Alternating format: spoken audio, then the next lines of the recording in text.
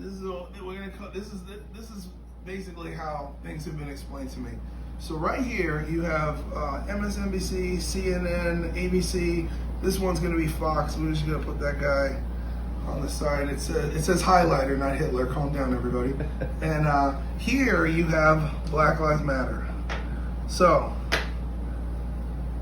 who owns Black Lives Matter? Who invests in Black Lives Matter? Well, the Clinton Foundation.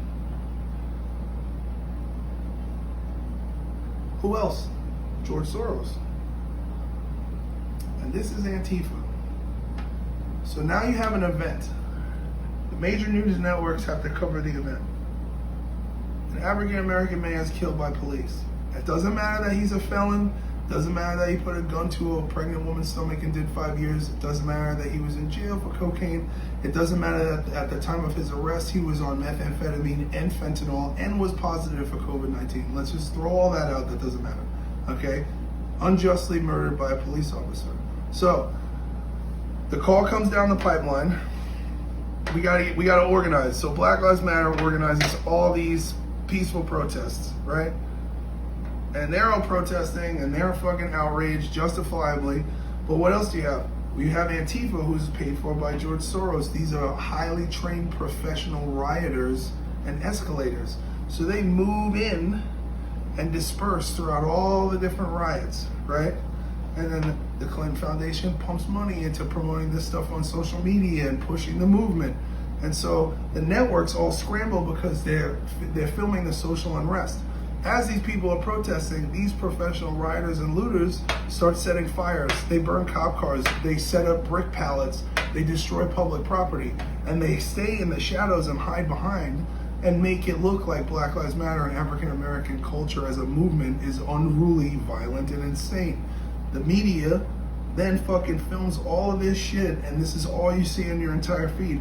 But George Soros and Ted Turner and fucking Turner Broadcasting and the Rockefellers and the fucking list goes on, the Rothschilds, they own most of these media companies. And the media companies are making billions of dollars by advertising because everyone's transfixed to the news and everyone's talking about it. So what happens is that the same people who instigate the event and organize the protest and escalate the protest make money off the African American community's outrage and further deplete the morality of the United States. Additionally, while all this is going on, Hillary Clinton and her buddies are all on trial. And they don't want this shit on the news. So this is a huge gaslight and people are not paying attention to what's going on. Now, why would they want to do all this? Because they're afraid, first of all, that she doesn't get her appeal and she has to testify. She might be found guilty in a court and then be found guilty of treason, which would mean she would either get jail time or she would be sentenced to death for being a traitor to America. The DNC is not going to be looked in a very good light in an upcoming election if that's the case. These people, right, the same people, these companies, all the same six big families, they're the ones who make money off outsourcing all of our products and all of these services that we do to China.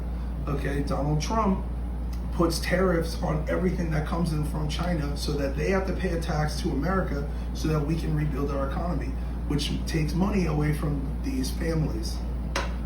They desperately don't want Donald Trump to stay in office because they don't want people from the DNC to be prosecuted and go to jail for treason, and they don't want to fucking pay the tariffs to China, and they don't want to build the American democracy because these people they're sick.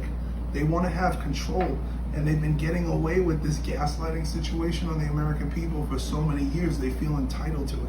There's a huge fucking problem going on where we have turned into this citizens policing other citizens over a veil of racism that doesn't exist.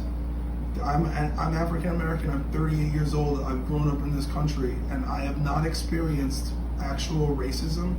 I have spent 20 years traveling through 48 states and how many countries? I don't know, let's say 50 countries all over the world.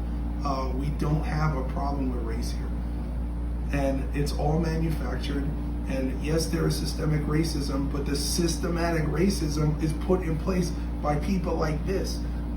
George Soros made his money by selling Jews to the Nazi party, by ratting people out. That's how he made his thing, okay? Hillary Clinton is friends with David Duke, who's the head of the KKK. The Democratic Party is the party that lost the Civil War. The Democrats wanted to keep slavery.